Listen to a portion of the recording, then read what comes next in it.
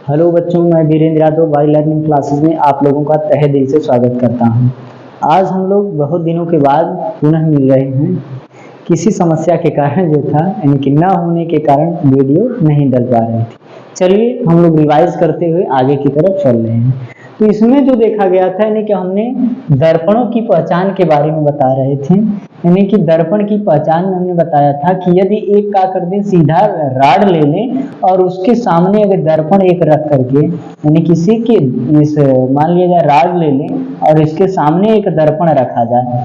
यदि हम इस दर्पण को रख रहे हैं, यदि इस दर्पण के प्रत्येक सिरे यानी कि इस क्षण को क्या करे स्पर्श करे तो इस प्रकार के दर्पण को हम कहते हैं समतल दर्पण। समतल दर्पण।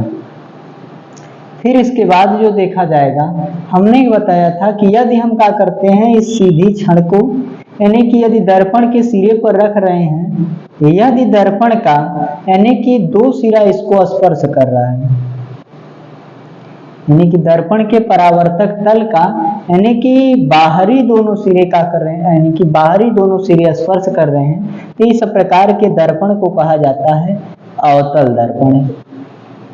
इस प्रकार के दर्पण को अवतल दर्पण कहते हैं। फिर इसके बाद हमने बताया था कि यदि हम दर्पण को क्या करें कि क्षण से संपर्क कराएं, यदि दर्पण का मध्य का सिरा इस क्षण को स्पर्श करता है तो यह जो हमारा दर्पण होता है इस दर्पण को कहा जाता है उत्तल दर्पण। उत्तल दर्पण यानी कि इस तरह से हम दर्पणों की पहचान कर लेते हैं। यानी कि यदि दर्पण के यानी कि सभी सिरे क्या करते हैं उस क्षण को क्षण के संपर्क में आते हैं तो इसको कहा जाता है समतल दर्पण। यदि दर्पण में जो देखा जाता है इसके दो सिरे क्या करते हैं संपर्क करते हैं तो इसको कह दिया जाता है अवतल दर्पण। और यदि दर्पण के यानी कि मध्य का भाग क्या करता है इसको स्पर्श करता है तो इसको कह दिया जाता है उत्तल दर्पण। अब इसके बाद हम लोग चलेंगे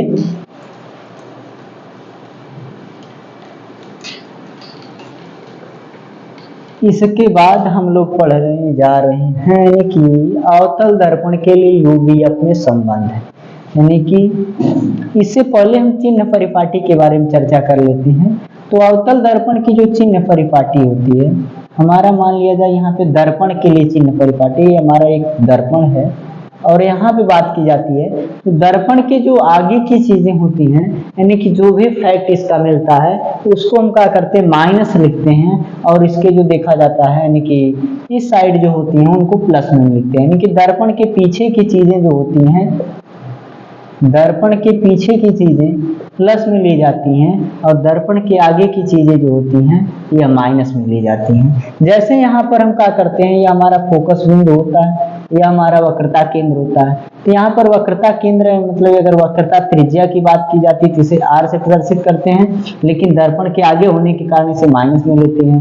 यानी कि जैसे यहाँ पे आगे हमारा फोकस बिंदु इसे एफ से प्रदर्शित करते हैं, फोकस दूरी जो होती है इसे माइनस एफ से प्रदर्शित करेंगे, दर्पण के आगे होगी। अगर हम क्या करते हैं यहाँ पे मान लिया जाए वस्तु हमारी है तो वस्तु को जो देखा जाता है यू से प्रदर्शित किया जाता है, या दर्पण से आगे होने के कारण इसे माइनस यू से प्रदर्शित करते हैं।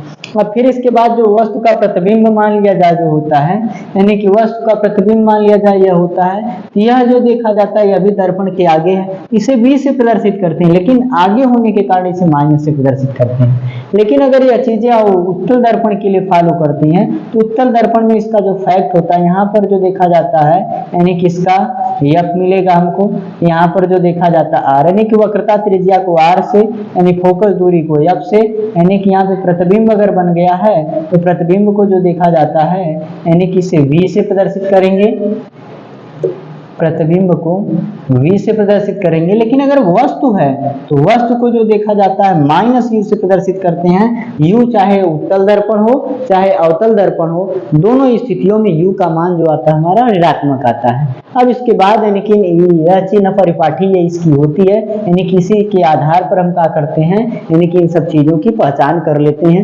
यही इसकी चिन्ह परिपाटी यानी कि दर्पण के आगे की ओर, या इसको हम कह सकते हैं कि दर्पण के बाईं ओर की जो चीजें होती हैं उसे ऋणात्मक लिखा जाता है, और जो दाईं ओर की चीजें होती हैं उसे धनात्मक लिखा जाता है। अब इसके बाद हम लोग आगे चलते हैं, यानी कि अवतल दर्पण के लिए यूवीएफ में संबंध निकालते हैं, फिर उस पर कुछ सवाल वगैरह लगाया जाएगा।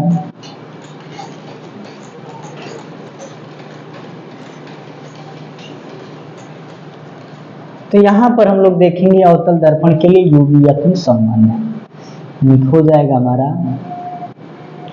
अवतल दर्पण के लिए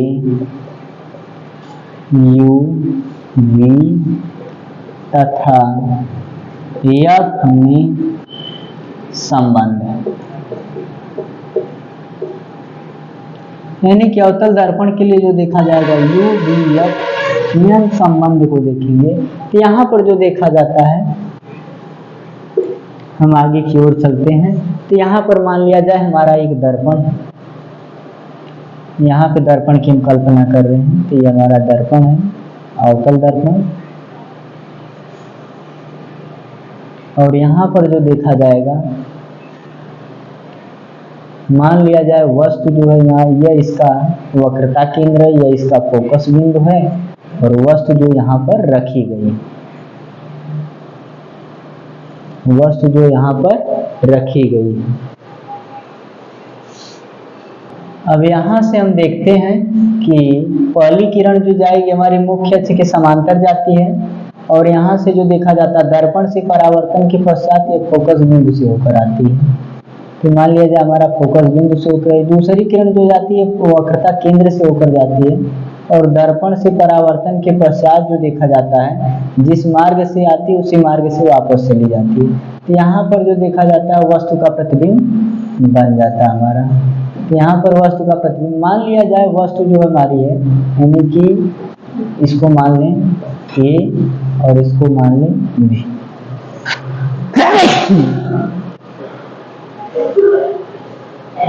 अब इसके बाद जो देखा जाता है, यानी कि यहाँ पर हमारा यानी कि दर्पण है। अब इसके बाद हम अगर बात करते हैं तो ये हमारा ए डैश पॉइंट हो जाएगा, ये हमारा जो देखा जाएगा बी डैश पॉइंट हो जाएगा। अब इसके बाद अगर हम चर्चा करते हैं तो यहाँ पर यानी कि वस्तु की जो दूरी होती है यहाँ से, कि हमारा यानी कि सी एफ मान लिया जाए, कैपिटल एफ हमारा वक्रता की यहाँ पे फोकस बिंदु है, और यह वक्रता केंद्र जो हमारा सी है। अगर हम यहाँ पे एक बिंदु यम ले लें और यहाँ से क्या कर दिया जाए, एक लंब डाला जाए जिसे हम एन नाम दे दें, तो इसके आधार पर हम देखते हैं कि यह रेखा यानी कि जो बीएम होती है, यह यानी कि मुख्य अक्ष के समांतर जाती है, फिर दर्पण से परावर्तन के पश्चात यानी कि फोकस बिंदु से होकर जाती है, दूसरी किरण जो निकलती है वह वक्रता केंद्र से होकर जाती है, और दर्पण से परावर्तन के पश्चात उसी मार्ग से वापस चली जाती है। तो ये दोनों किरणें एक दूसरे को बाबू एक यानी कि ए डैश और बी डैश पर काटती हैं, जहां पर वस्तु का क्या बनता है, यानी कि प्रतिबिंब बनता है। अब यहाँ पर हमको लिखना है कि जो वस्तु की दूरी होती है, यानी कि पहले हम दर्पण से देखेंगे वस्तु की दूरी को किससे प्रदर्शित कर देंगे, तो हमारा जो सेंटर यानी कि इसे बोला जाता है ध्रुव, यानी कि ध्रुव जो है इसे P से प्रदर्शित करते हैं, यानी कि इसे पोल कहा जाता है। अब यानी कि दर्पण से वस्तु की दूरी जो होगी यानी कि यह PA है, तो वस्तु की दूरी यहाँ पे हो जाएगी, तो इसको हम लिख सकते हैं AP। AP बराबर हो जाएगा हमारा माइनस, यानी कि वस्तु को हम U से प्रदर्शित करते हैं, दर्पण के आगे है तो माइनस U लिखेंगे, और फिर इसके बाद जो देखा जाएगा यानी कि दर्पण से वस्तु की जो दूरी है इसको हम लिखेंगे A डैश और P डैश, यानी कि यहाँ से यहाँ तक की दूरी को, फिर हो जाएगा A डैश P बराबर हो जाएगा माइनस V के। यह हमारे प्रतिबिंब की दूरी है, यानी कि वस्तु की दूरी AP है और प्रतिबिंब की दूरी A डैश P है। अब यहाँ से जो वक्रता त्रिज्या होगी यानी कि CP, वक्रता त्रिज्या को हम R से प्रदर्शित करते हैं, तो यहाँ की माइनस से माइनस R लिखेंगे, यह V है और यह माइनस R है। अब इसके बाद हम लिखेंगे यानी कि दर्पण से जो देखा जाएगा फोकस बिंदु के बीच की जो दूरी होती है, फोकस बिंदु के बीच की दूरी को हम लिखेंगे यानी कि F पी, एफ पी जो हो जाएगा या माइनस एफ मान लिया जा रहा है, यानी कि फोकस दूरी को हम क्या करते हैं, स्मॉल एफ से प्रदर्शित करते हैं। यही मुख्य हमारे बिंदु हैं। अब इसके बाद हम जानते हैं कि यहाँ पर यानी कि जो वस्तु है, यानी कि यहाँ पर एक त्रिभुज बन रहा है, यानी कि ए बी सी, और दूसरा त्रिभुज बन रहा है ए डैश बी डैश सी। ये दोनों त्रिभुज आपस में क्या है, समरूप है। तो यहाँ पे लिखा जाएगा यानी कि समरूप त्रिभुज है ए बी सी व ए डैश बी डैश सी से। तो यहाँ पर लिखेंगे हम समरूप त्रिभुज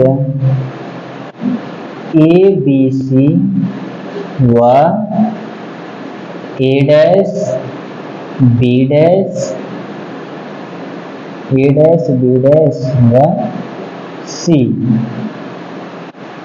में। हम जानते हैं कि समरूप त्रिभुज का यानी कि इसका लंब बटे होता है इसके लंब के, और इसका आधार जो होता है इसके आधार के बराबर होता है। तो हम यहाँ पर लिखेंगे यानी कि इसका लंब हो जाएगा हमारा, यानी कि इसका लंब ए बी बटे इस त्रिभुज का लंब ए डैश बी डैश के, ए डैश बी डैश, यह बराबर होगा इसका आधार ए सी बटे इसका आधार ए डैश सी के। इसको इक्वेशन नंबर हम फर्स्ट मान लेते हैं। फिर इसके बाद जो देखा जाएगा हम यहाँ पर लिखेंगे, अब इसके बाद कि यह यानी कि यहाँ पर एक त्रिभुज का निर्माण हो रहा है, यानी कि ये बनेगा हमारा यम एन एफ, और दूसरा यानी कि इसका त्रिभुज ये वाला बन रहा है, इसके समरूप त्रिभुज ए डैश यानी कि ए डैश बी डैश एफ। तो यहाँ पर यानी कि दो त्रिभुज बन रहे हैं हमारे। तो यहाँ पर हम लिखेंगे यानी कि इसको इक्वेशन नंबर फर्स्ट मान लें। अब इसके बाद हम यहाँ से सॉल्व करेंगे। तो यहाँ पे देखेंगे दूसरा वाला हमारा जो बन रहा है यानी कि त्रिभुज समरूप त्रिभुज यानी कि यम एन एफ व त्रिभुज यहाँ हो जाएगा हमारा ए डैश बी डैश हो जाएगा एफ में, इस त्रिभुज में लिया जाएगा। तो यहाँ पर हम देखेंगे कि इसका लंब जो होगा यानी कि यम एन बटे इस त्रिभुज का लंब ए डैश बी डैश बराबर होगा इसका आधार यानी कि एन एफ बटे इसका आधार लिया जाएगा ए डैश एफ, इसका आधार ए डैश एफ होगा हमारा। इसको यहाँ पर जो देखा जाएगा यानी कि इसका लंब बटे इसका यानी कि इस वाले त्रिभुज का लंब यम एन अपान के इस त्रिभुज का लंब जो हो जाएगा ए डैश बी डैश के, इस त्रिभुज का जो आधार रहेगा यानी कि एन एफ, तो इस वाले त्रिभुज का जो आधार लिया जाएगा हमारा यानी कि ए डैश एफ के। अब इसके आधार पर हम देखेंगे तो यहाँ पर अगर बात की जाती है तो यह एक आयत का निर्माण हो रहा है यहाँ पर, यानी कि हम कह दें कि यह एक आयत बन रहा हमारा ए बी यम एन, यानी कि यह आयत है। तो हम जानते हैं कि आयत के आमने सामने की भुजा आपस में बराबर होती हैं। तो हम यहाँ पर लिख सकते हैं यानी कि जब ये भुजाएं आपस में बराबर होती हैं तो यानी कि हम ए बी बराबर लिख सकते हैं यानी अब के, क्योंकि आयत के आमने सामने की जो भुजा होती है वह बराबर होती है। तो इस स्थिति में हम कह सकते हैं कि आयत के सम्मुख भुजा के नियम से, तो यहाँ पर जो देखा जाएगा हम लिखेंगे यानी कि हमारा हो जाएगा ए बी बराबर होगा किसके, तो ए बी बराबर हो जाएगा यानी कि यहाँ पर यम एन के, यानी कि ए बी बराबर होगा यम एन के। आया कहाँ से, तो हम लिख सकते हैं आयत के सम्मुख भुजा के नियम से, आयत के सम्मुख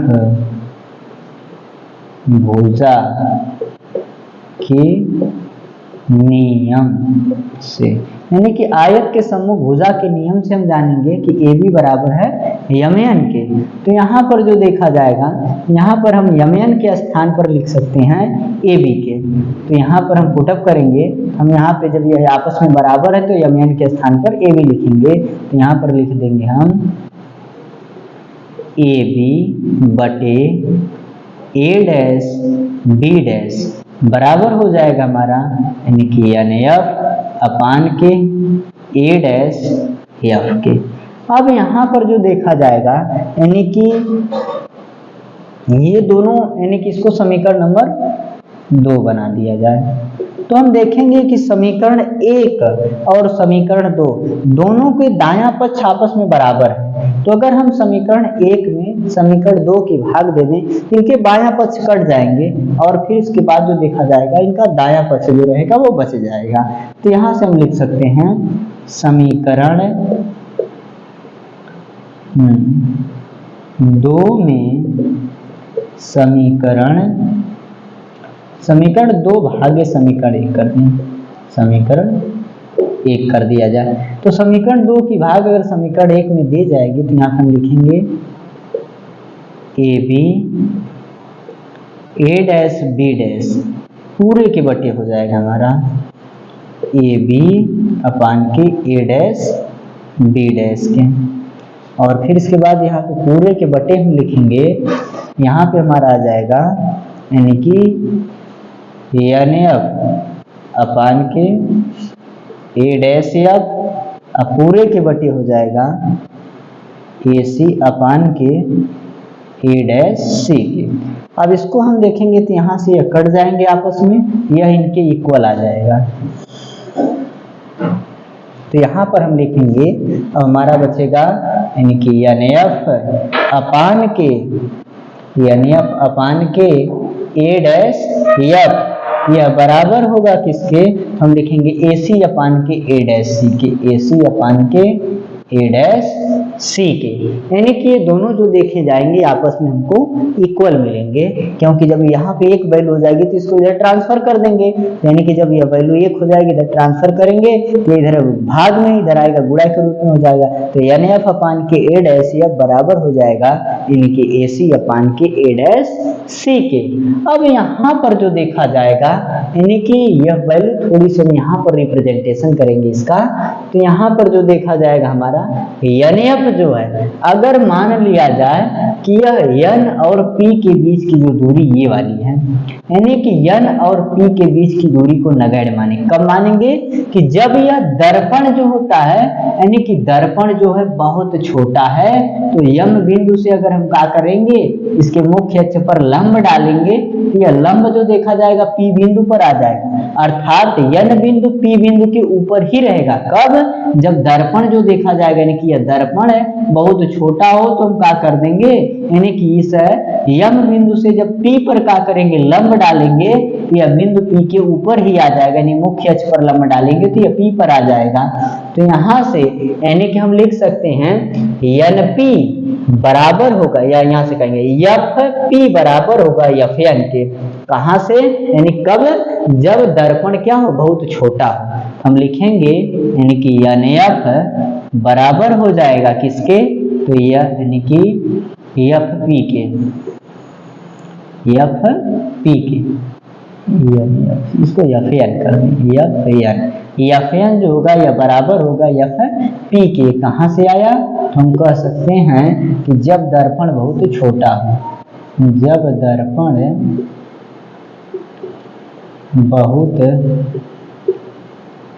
छोटा हो, जब दर्पण बहुत छोटा हो तो उस स्थिति में यानी कि एन एफ बराबर हो जाएगा एफ पी के।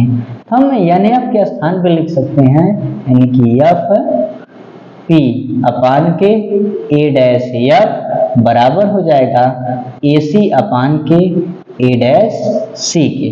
अब यहाँ पर हम क्या करेंगे, यानी कि इन समीकरणों से मान को रखेंगे। तो यहाँ पर हम ए पी का मान हमें देखिए, यानी कि पी एफ, यानी कि इस त्रिभुज में देखेंगे कि पी एफ है, यानी कि एफ यह बिंदु है, पी यह बिंदु है, यानी कि एफ पी का मान हमको पता है -f। तो इसका मान हम यहाँ पे रख सकते हैं। अब ए डैश एफ को देखेंगे, ए डैश एफ का मान इसमें कहीं नहीं दिया गया है, तो ए डैश एफ है कहाँ पहले देखें, तो यहाँ पर ए बिंदु है और यह एफ बिंदु, यानी कि इसके बीच की यह दूरी हमसे पूछ रखा है, तो मतलब यह यहाँ से ए डैश और एफ इन दोनों के बीच की दूरी हमको नहीं पता है, क्योंकि हम जानते हैं यानी कि दर्पण से किसी भी वस्तु की दूरी हम जानते हैं, लेकिन बीच की दूरी हमको नहीं पता है। तो हम क्या कर दें कि बिंदु P में से यानी कि ए डैश की दूरी हमको पता है, तो बिंदु ए यानी कि बिंदु ए डैश P में से माइनस कर दिया जाए, यानी कि इतनी दूरी को क्या कर दें, इतनी में से घटा दें। मतलब जैसे टोटल दूरी हमको दिया है, जैसे यहाँ पे n बिंदु है, यहाँ पर P बिंदु है, इसके बीच की दूरी अगर 10 सेंटीमीटर है और यहाँ पे एक दूरी दे रखा है जिसको मान लें हम f है और यह बिंदु हमारा P है, इसके बीच की दूरी 7 सेंटीमीटर है, तो कुल दूरिया में से इस दूरिया को घटा देंगे तो हर दूरिया कितनी हमको पता चल जाएगी। हमको NF की दूरिया निकालनी है, तो यहाँ पे क्या कर देंगे, जब घटाएंगे तो ये 3 सेंटीमीटर आ जाएगा। तो यही चीज हम लिख सकते हैं, यानी कि NP में से घटा दें FP को, हम लिख सकते हैं इसके स्थान पर हम लिखेंगे यानी कि NF, यानी कि यहाँ पे हमको निकालना है तो A डैश P मान A डैश P माइनस कर दिया जाए, यानी कि FP के n नहीं रह के यहाँ क्या रहेगा, A डैश रहेगा। तो इसको अगर कहें कि A डैश P माइनस हो जाएगा FP के, तो ये वाली वैल्यू जो बचेगी यही वाली वैल्यू रह जाएगी। तो यहाँ पे हम कह सकते हैं यानी कि इसमें FP का मान पता है तो इसको चेंज करने की आवश्यकता नहीं है, लेकिन इसमें जो देखा जाएगा इसका मान नहीं पता है। हम क्यों ऐसा कर रहे हैं, क्योंकि जो वैल्यू इसमें पता है उसी के आधार पर हमको यानी कि इसको निकालना है। तो यहाँ पर हम लिख सकते हैं यानी कि A डैश P माइनस कर दिया जाए, यानी कि FP के A डैश P में से FP को माइनस कर देंगे तो ये बीच की दूरी हमको मिल जाएगी। अब इसके बाद हम लिखेंगे यहाँ पर बराबर, यानी कि AC वाली भुजा जो है हमारी, यहाँ पे A बिंदु है, यहाँ पर C है, तो हमको यह भी दूरी नहीं पता है, इसमें AC की वैल्यू नहीं पता है। हम क्या कर देंगे, यानी कि AP का मान निकालेंगे, तो AP में से अगर हम यानी कि CP को घटा दें तो इसमें से वैल्यू पता हो जाएगी, क्योंकि CP का मान पता है, AP का मान पता है, लेकिन AC का मान नहीं पता है। तो कुल दूरिया है हमारी AP, इसको माइनस कर दिया जाएगा, CP जो बचेगी यही दूरिया बच जाएगी, बीच की इतनी डिस्टेंस हमारी मिल जाएगी। तो इसको हम लिख सकते हैं CP के स्थान पे हम लिख सकते हैं AP माइनस हो जाएगा AP माइनस CP के, यहाँ पर लिखेंगे CP, अब बटे हो जाएगा A डैश C, यानी कि A डैश C ये भी दूरी हमको नहीं पता है। अगर A डैश C इस वाली दूरिया को निकालना है तो हम क्या करेंगे, P यानी कि CP में से A डैश P को घटा देंगे तो ये बीच की दूरी मिल जाएगी। तो हम इसको लिख सकते हैं यानी कि CP minus A dash P के, हम यहाँ पे लिख सकते हैं यानी कि CP minus A dash P के। अब इसके बाद इन सब का मान हम रखते हैं यहाँ पर जो निकाला गया था।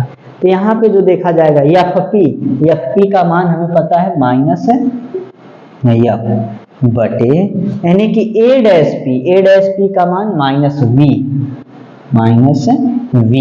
और फिर इसके बाद हमारा है FP, यानी कि यहाँ पर FP है तो FP यहाँ पे माइनस F इसका मान है, तो यहाँ पे पहले माइनस है, फिर उसके बाद माइनस इसका मान है F के। अब फिर इसके बाद जो देखा जाएगा यानी कि AP का मान माइनस U है, तो वो लिखेंगे बराबर माइनस U के। अब फिर इसके बाद माइनस CP का मान यहाँ पर माइनस R दिया गया है, तो यहाँ पे लिखेंगे माइनस R के। फिर उसके बाद बटे, अब यहाँ पे CP का मान अभी बताएं माइनस R है, और फिर इसके बाद यहाँ पे A डैश P का मान यहाँ पे माइनस V दिया गया है, तो यहाँ पर हो जाएगा माइनस V के। अब इसके बाद इसको हम क्या करते हैं, पहले मल्टीप्लाई कर लेते हैं, माइनस का साइन को कुछ हट जाएगा तो हटा देने की कोशिश करेंगे।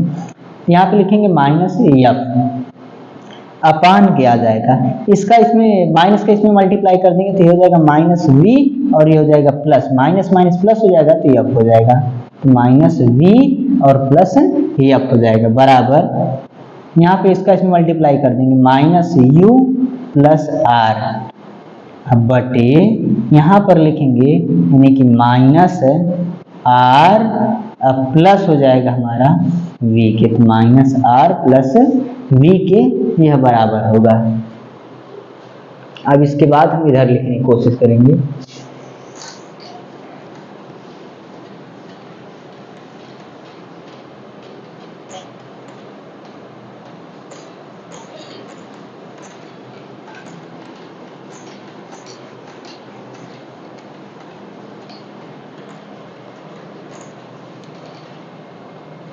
अब इसके बाद यहाँ से देखा जाएगा हमारा, यानी कि इसका आपस में क्रॉस मल्टीप्लाई करेंगे। उससे पहले थोड़ा सा r का मान हम देख ले। हम जानते हैं कि r बराबर होता है 2f के, यानी कि यह चीजें पीछे बताई गई थी, यानी कि वक्रता, त्रिज्या तथा फोकस दूरी में संबंध। हम r के स्थान पे 2f लिख सकते हैं, तो जहां जहां यानी कि r है वहां वहां 2f लिख दें हम। यहाँ पर हो जाएगा हमारा यानी कि माइनस एफ अपान के, यानी कि v minus V plus F बराबर हो जाएगा माइनस यू प्लस 2f के अपान के माइनस आर के स्थान पे 2f हो जाएगा और प्लस v होगा। अब इसका क्रॉस मल्टीप्लाई कर दें, इसका इसमें मल्टीप्लाई, इसका इसमें मल्टीप्लाई कर दें, तो जाएगा माइनस एफ इंटू हो जाएगा माइनस 2f प्लस v बराबर हो जाएगा, इसका इसमें मल्टीप्लाई कर देंगे माइनस यू प्लस 2f और यह उधर जाएगा तो इंटू हो जाएगा माइनस वी प्लस का एफ। अब इसका इसमें क्रॉस मल्टीप्लाई करें तो माइनस माइनस पहले प्लस हो जाएगा, अब प्लस हो जाएगा 2f स्क्वायर के, इस एफ का फिर इसमें मल्टीप्लाई करेंगे तो हो जाएगा माइनस होगा, यानी माइनस प्लस माइनस हो जाएगा और यहाँ पे हो जाएगा एफ वी के। अब फिर इसके बाद हम इधर लिखेंगे तो ये बराबर हो जाएगा, अब इसमें इसका मल्टीप्लाई पहले u का करेंगे दोनों में, फिर उसके बाद 2f का करेंगे, तो पहले माइनस u का कर रहे हैं, तो माइनस है तो माइनस प्लस हो जाएगा तो u v हो जाएगा।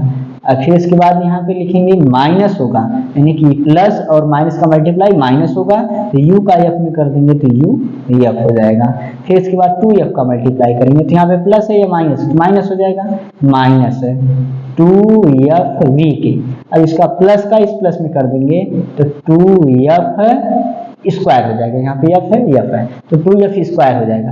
अब देखिए यानी कि बोथ साइड यानी कि f स्क्वायर इधर भी है, f स्क्वायर इधर भी है, दोनों आपस में कट जाएंगे।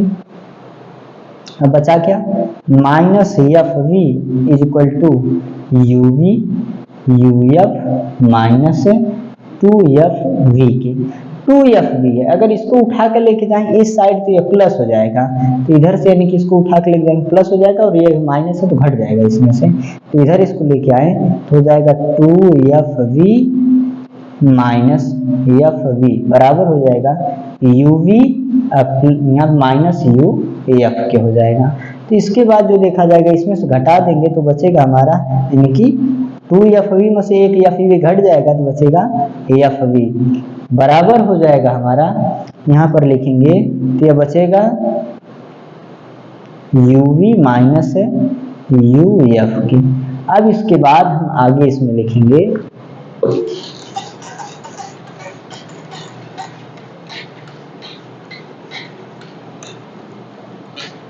तो यहाँ पर यानी कि पूरे समीकरण में हम क्या कर दें, यहाँ पे लिखें यानी कि समीकरण में u v f से भाग देने पर, समीकरण में u v तथा f से भाग देने पर जब इस समीकरण में यानी कि इससे भाग दिया जाएगा तो यहाँ पर हम इसको लिख दें, समीकरण में भाग देंगे तो हो जाएगा एफ वी अपान के हो जाएगा यानी कि यू एफ वी, इसके बाद बराबर हो जाएगा हमारा यानी कि यहाँ पे लिखा गया यू वी, तो यू वी अपान के यू एफ वी की, और फिर इसके बाद यानी कि यहाँ पर फिर भाग दिया जाएगा माइनस हो जाएगा हमारा, तो माइनस यू एफ अपान के यू वी एफ के, यू वी एफ रहेगा या यू वी एफ। तो यहाँ से जो कट रहा है उसको डिवाइड कर दिया जाए, वी एफ से एफ कैंसिल हो जाएगा और यहाँ यू वी से यू वी कैंसिल हो जाएगा, यहाँ पर एफ से एफ कैंसिल होगा, यू से यू कैंसिल होगा, बचेगा क्या 1/u बराबर मिला हमको 1/f माइनस का 1/v की। इसको उठा के इस साइड कर दें तो प्लस हो जाएगा, यानी कि इधर माइनस इधर आएगा प्लस हो जाएगा। 1/v प्लस का 1/u बराबर 1/f के, इसको सीधा करके लिख दें 1/f बराबर आ जाएगा 1/v प्लस का 1/u प्लस का 1/v, यानी कि 1/u प्लस 1/v की। ये वाला हमारा फार्मूला आ जाएगा। तो इस तरह से हम क्या करेंगे, u v f में संबंध निकालेंगे और इसी के आधार पर अब जो देखा जाएगा हम क्या करेंगे, सवालों को प्रूव करने की कोशिश करेंगे। अब इसमें जो देखा जाता है थोड़ी सी इसकी आवर्धन क्षमता की बात की जाती है, तो इसमें थोड़ी सी इसकी आवर्धन क्षमता को हम लोग समझ लेते हैं, तब उसके बाद इसके आधार पर कुछ सवालों को हम सॉल्व करेंगे।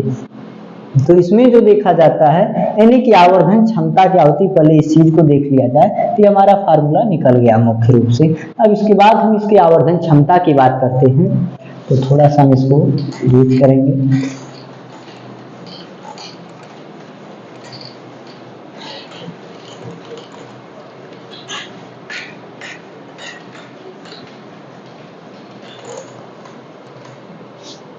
अब इसमें हम बात करते हैं रेखीय आवर्धन क्षमता।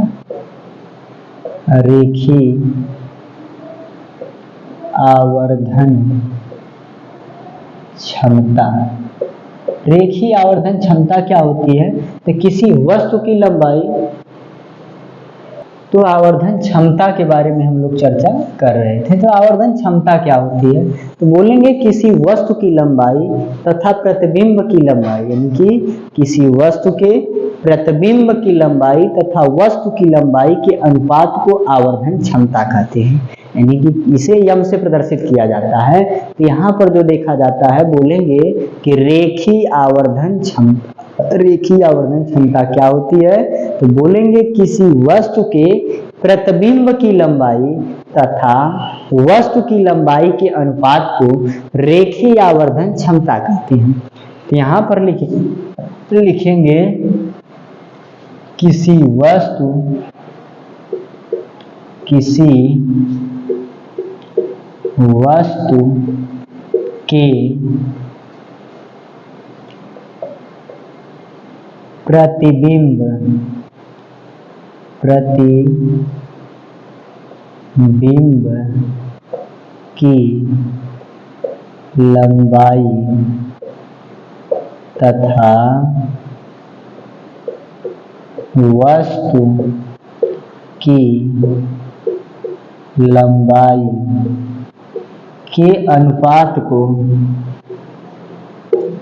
के अनुपात को रेखीय आवर्धन क्षमता कहते हैं।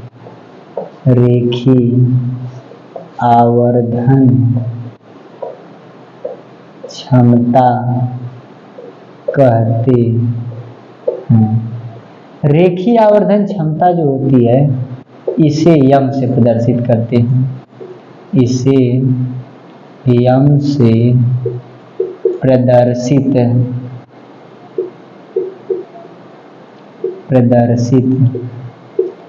करते हैं। तो यहाँ पर जो देखा जाता है यानी कि किसी वस्तु के प्रतिबिंब की लंबाई तथा वस्तु की लंबाई के अनुपात को रेखीय आवर्धन क्षमता कहते हैं, इसे यम से प्रदर्शित करते हैं। हमारा जो देखा जाता है यम इज इक्वल टू प्रतिबिंब की लंबाई को स्मॉल h डैश से प्रदर्शित करते हैं और वस्तु की लंबाई को यानी कि h से प्रदर्शित करते हैं। तो यम बराबर होता है स्मॉल h अपान के h के, या यहाँ पर इसको हम लिख सकते हैं यानी कि वस्तु प्रतिबिंब यानी कि वस्तु की लंबाई को v से अपान के v अपान के u बराबर हो जाएगा यानी कि h डैश अपान के h के, यानी कि यहाँ पर जो देखा जाता है यही रेखीय आवर्धन का पूरा फार्मूला होता है। लेकिन जब उत्तल दर्पण की बात की जाती है, अवतल दर्पण की बात की जाती है, तो अवतल दर्पण में यानी कि प्रतिबिंब की ऊंचाई और वस्तु की ऊंचाई दोनों जो देखी जाती है समान स्थितियों में पाई जाती हैं। तो अवतल दर्पण की अगर हम बात करते हैं, अवतल दर्पण, तो अवतल दर्पण में जो देखा जाता है इसका मान माइनस होता है, यानी कि यहाँ पर क्योंकि प्रतिबिंब इसमें जो देखा जाता है उल्टा बनता है, इसलिए जो देखा जाता है इसकी वैल्यू जो होती है माइनस होती है।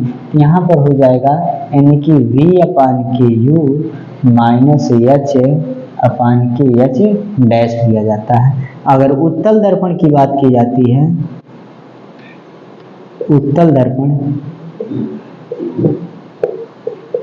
दर्पण में जो देखा जाता है कि m बराबर हो जाता है v अपान के यू और यहाँ पे हो जाएगा एच डैश अपान के एच की। तो उत्तल दर्पण में जो देखा जाता है कि आवर्धन क्षमता धनात्मक होती है और यहाँ पर जो देखा जाता है अवतल दर्पण में यानी कि आवर्धन क्षमता इसकी ऋणात्मक होती है। तो ये हमारा जो देखा गया यह परावर्तन पूर्ण रूप से समाप्त हुआ, परावर्तन के कंडीशन समाप्त हुई। अब इसके आधार पर हम लोग सवाल देखेंगे कि यानी कि इस पर किस किस तरह के सवाल लगते हैं।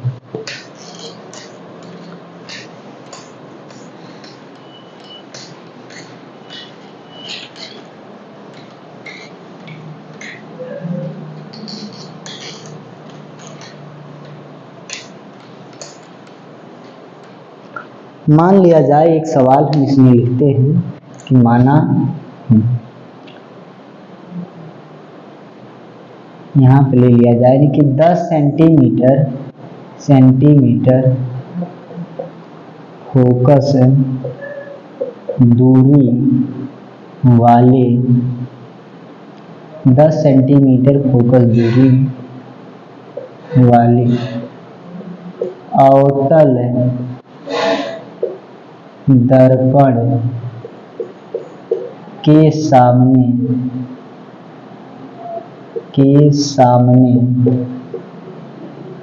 रखी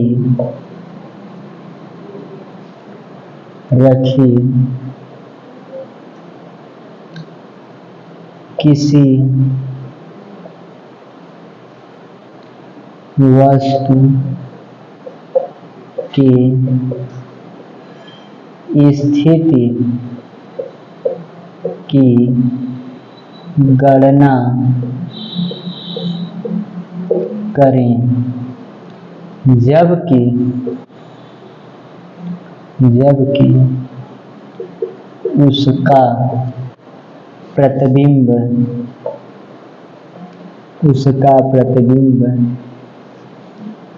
20 सेंटीमीटर पर बनता है।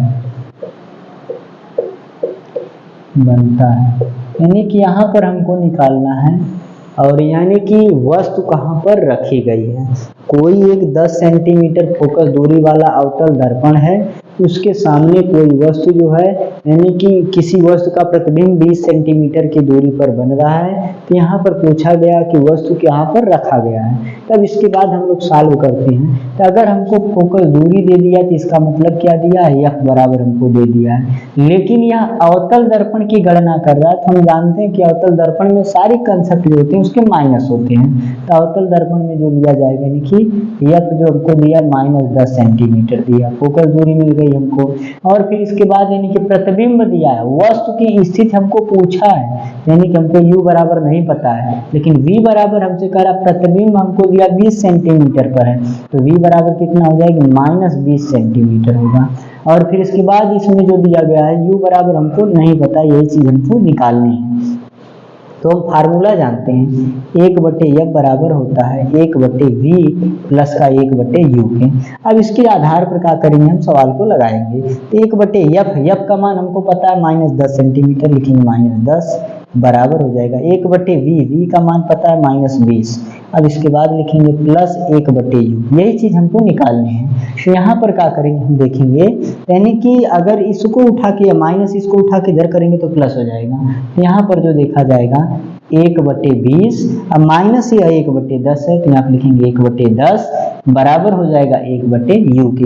इन दोनों का एलसीएम ले लिया जाएगा। तो एलसीएम लेंगे तो आ जाएगा एलसीएम इसका 20 से इसको डिवाइड करेंगे 1 आ जाएगा, और 10 से इसको डिवाइड करेंगे तो 2 आ जाएगा। यहाँ पे 2 हो जाएगा बराबर 1/u। अब इसके बाद इसमें से माइनस कर देंगे तो -1/20 आ जाएगा बराबर 1/u को।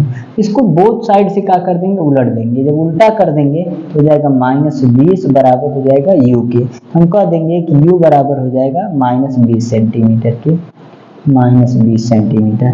मतलब इस माइनस का कंसेप्ट यह बता रहा है कि वस्तु जो है दर्पण के आगे बन रहा है, यानी कि वस्तु का प्रतिबिंब दर्पण के आगे यानी कि 20 सेंटीमीटर पर यानी कि वस्तु रखी गई है, यानी कि जहां पर वस्तु का प्रतिबिंब था वहीं पर यानी कि वस्तु क्या कर रही है, रखी गई है 20 सेंटीमीटर यानी कि v है और 20 सेंटीमीटर u है, अर्थात यह वस्तु को कह सकते हैं कि वक्रता केंद्र पर रखी गई है, वक्रता केंद्र पर रखी गई है।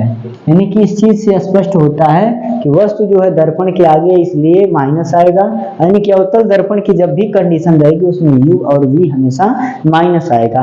अगर इसमें जो देखा जाता है खाली एक स्थिति हमने बताया था कि जब ध्रुव और फोकस बिंदु के बीच में वस्तु को रखा जाएगा उस स्थिति में v का मान धनात्मक होता है अवतल दर्पण के लिए, और शेष स्थितियों में जो देखा जाता है v का मान ऋणात्मक होता है। एक आध सवाल और इस पे करते हैं।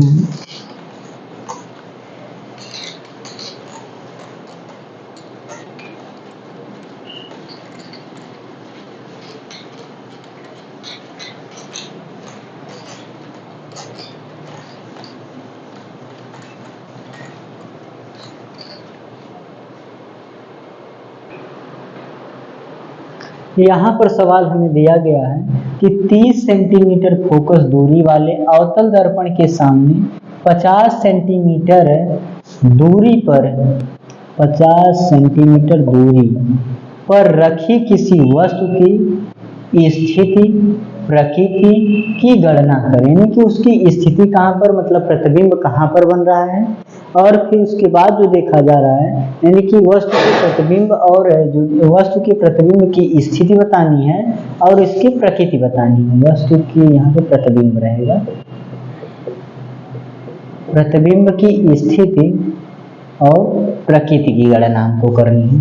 तो अगर यहाँ पर देखेंगे हम यानी कि 30 सेंटीमीटर फोकस दूरी दे दी, यानी कि अब बराबर दिया गया है -30 सेंटीमीटर, और फिर इसके बाद यानी कि अवतल दर्पण के सामने 50 सेंटीमीटर दूरी पर रखी किसी वस्तु, यानी कि वस्तु, सवाल कंसेप्ट ठीक नहीं,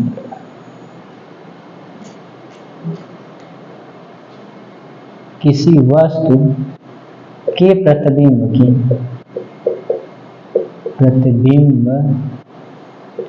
की स्थिति व प्रकृति की गणना करें।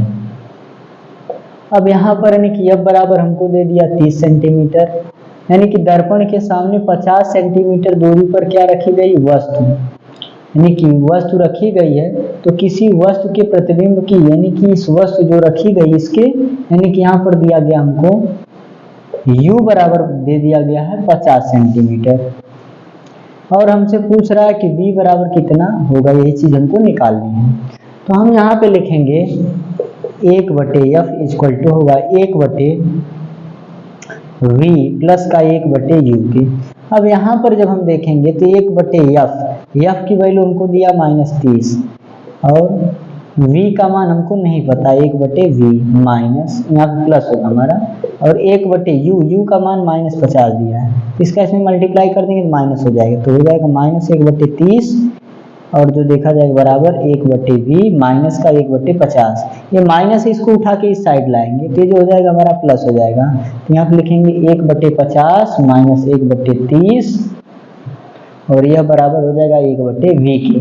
30 और 50 का एलसीएम लिया जाएगा तो आ जाएगा 150, और 50 से इसको डिवाइड करेंगे 3 बार में जाएगा, 30 से इसको डिवाइड करेंगे तो ये 5 बार में जाएगा, तो आ जाएगा 1/v। अब इसके बाद जो देखा जाएगा इसमें से इसको माइनस कर देंगे तो -2 आ जाएगा 150 का, यह बराबर हो जाएगा 1/v की। इसको उल्टा कर देंगे तो यहाँ पे आ जाएगा यानी कि 150 -2 हो जाएगा बराबर v के, 2 से इसको डिवाइड कर देंगे तो आ जाएगा 75, यानी कि -75 बराबर हो जाएगा v के, यानी कि v बराबर हम लिख सकते हैं माइनस है यानी कि 75 सेंटीमीटर, यानी कि वस्तु का जो प्रतिबिंब बनेगा वो 75 सेंटीमीटर दूर बनेगा। अब यह पूछ रहा है कि यानी कि वस्तु की स्थिति कितनी होगी, तो हम यहाँ से देखेंगे वस्तु रखी गई थी 50 सेंटीमीटर पर, यानी कि वस्तु की फोकस दूरी है 30 सेंटीमीटर, यानी कि फोकस दूरी है 30 सेंटीमीटर और वस्तु रखी गई 50 सेंटीमीटर, यानी कि हम जानते हैं फोकस दूरी की दोगुना जो होता है वह वक्रता त्रिज्या होती है। इसकी वक्रता त्रिज्या हो जाएगी 60 सेंटीमीटर, लेकिन उससे भी आगे हमको दिख रहा है कि प्रतिबिंब बन रहा है, मतलब यह वक्रता केंद्र और अनंत के बीच बन रहा है। तो इससे स्पष्ट हो जाएगा कि प्रतिबिंब की स्थिति जो होगी यहाँ पर हम लिख दे रहे हैं, प्रतिबिंब वास्तविक उल्टा वस्तु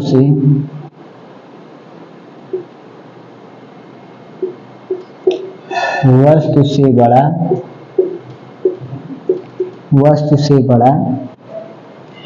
75 सेंटीमीटर दूर वक्रता केंद्र